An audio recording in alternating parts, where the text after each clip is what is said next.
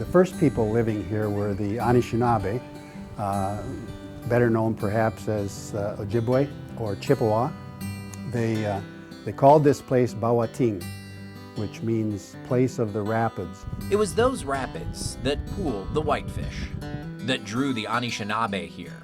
Rapids that centuries later would spur the construction of the locks, that would serve as the boundary between two nations. Rapids that would impact for more than 400 years a place Father Jacques Marquette named Sault Ste. Marie. The very name means Falls of the St. Mary's River. At the time the Pilgrims were at Plymouth Rock, on the fringe of the New World, French missionaries were already deep in its interior, here in the Sault. We can lay claim to being the first European settlement in what was to become the state of Michigan, yes, at 1668. There's a period in the Sault's history, let's say from 1700 to late 1740s, when very little is recorded. Because very few people actually called this place home. The threat of war would change that.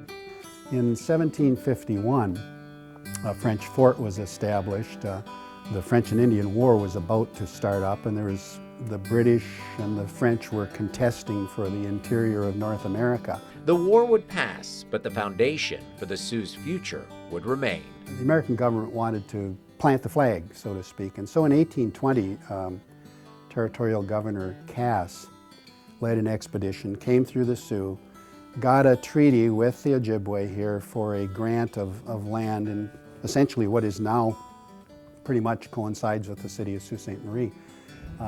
And so in 1822, a fort was built here, Fort Brady. The fort stood here on what would become Water Street. With soldiers came opportunities in the form of hotels, saloons, billiard halls. A fledgling business district took root.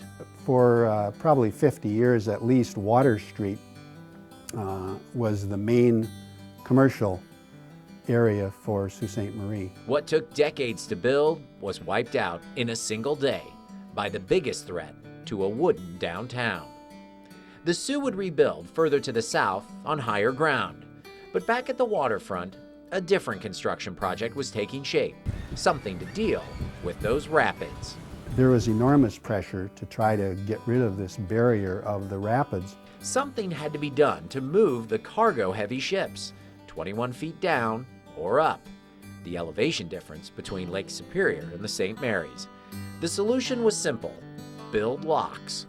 And over the years, the Sault built a lot of them. First locks were opened here in 1855. Then the shipping just really took off. With locks and freighters came new industry along the river: electrical generation, Union Carbide, and Northwestern Leather Company. They were major in World War II, producing leather for boots for our troops. Once again, the threat of war shaped the Sault. These locks fed the steel mills that were driving the war effort in World War II. To protect them, the Sault saw a boom. We had over 7,000 troops attached to Fort Brady during World War II.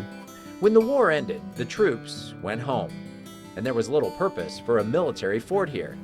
But these buildings wouldn't sit empty for very long. Replacing soldiers preparing for war were students preparing for a life at what would become Lake Superior State University. Over the years, the Sault has battled against and capitalized on those rapids. For freighters, the solution was in place. For drivers, it took a little longer. For many years, the traffic went by ferry, but in 1962, the International Bridge for trucks and cars opened up. So we're coming on the 50th anniversary this summer. There'll be some celebrations. Today, the Sault is a melting pot, a town of industry, of hope, of resilient people, with a rich history that flows like a river.